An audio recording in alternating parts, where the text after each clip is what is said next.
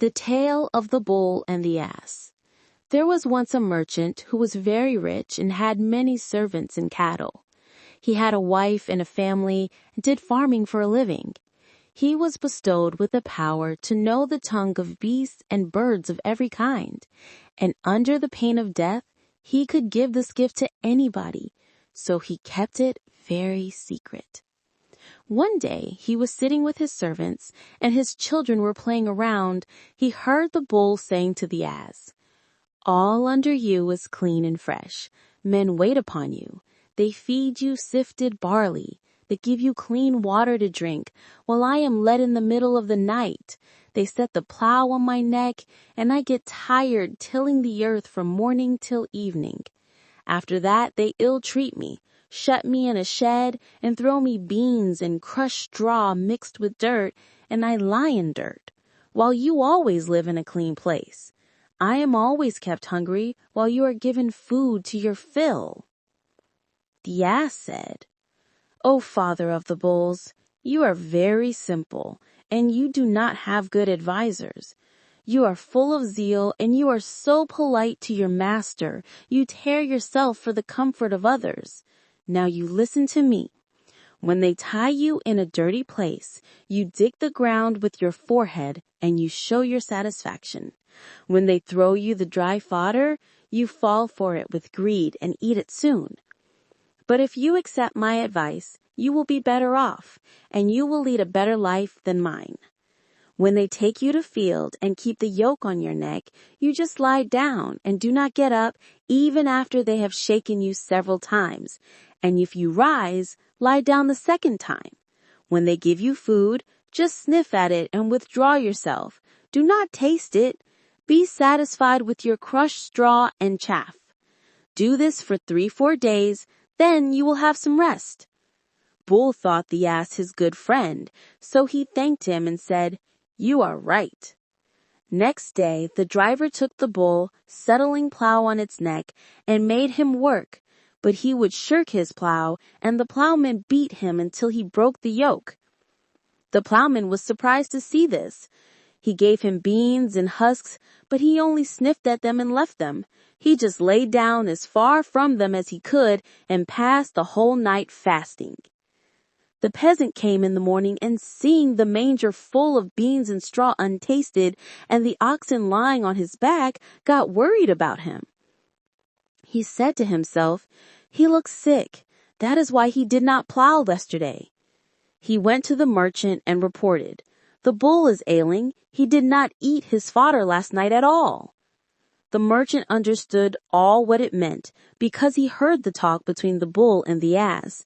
So he said, "Take the rascal donkey, and set the yoke on his neck, and make him do the bull's work." Thus the ass did the bull's work the whole day. When he came home in the evening, he was hardly able to move his limbs, while the bull passed the day lying and ate his fodder with an excellent appetite. He thanked the ass for this. When the ass returned to the shed, Bull rose in his honor and said, "Thanks very much. Because of you only I could rest today, and I ate my food in peace and quiet." But the ass didn't reply anything because of tiredness, and repenting for his advice to the bull.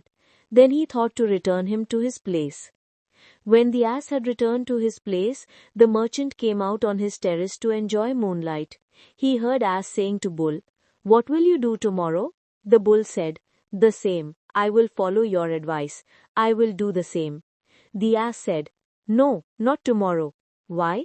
"Now I will tell you a good advice, because I have heard our master say, if the bull doesn't rise to work, give him to the butcher, so that he may slaughter him and give his meat to the poor. I fear for you, so better you rise tomorrow and go to work." The bull thanked him for this advice.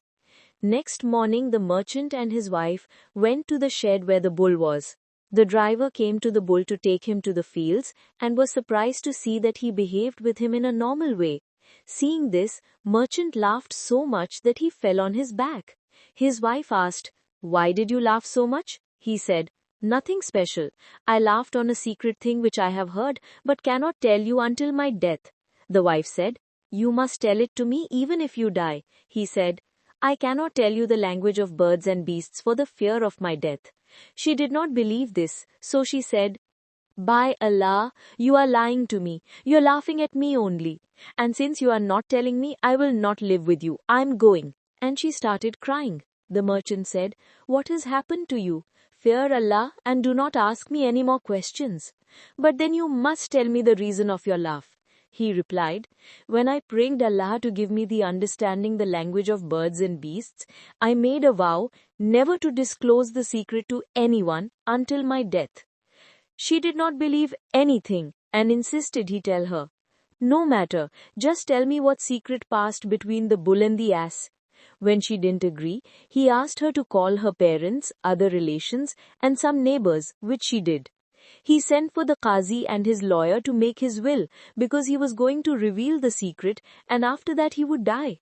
He loved her very much because she was his cousin, his father's brother's daughter and the mother of his children, and he had lived with her for 20 years.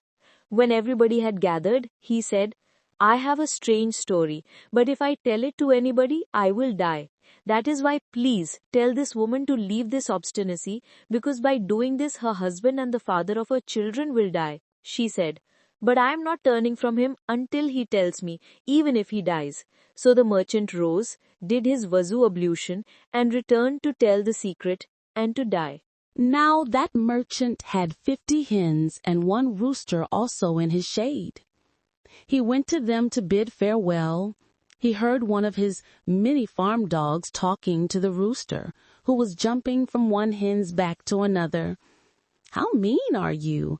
He should be disappointed who has brought you up. Are you not ashamed of your doings on such a day like today? Asked the rooster. And what has occurred today? Don't you know that our master is getting ready for his death today?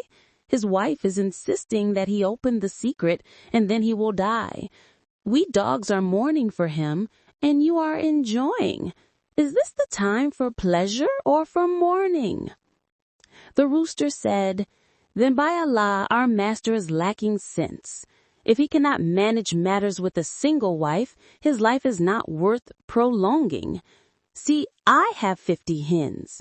I please one and provoke the other, starve one and stuff another, and through my good governance, all are in my good control. He is a fool. He has only 1 wife, and still he cannot control her. At this, the dog asked, What do you think he should do to pass this moment?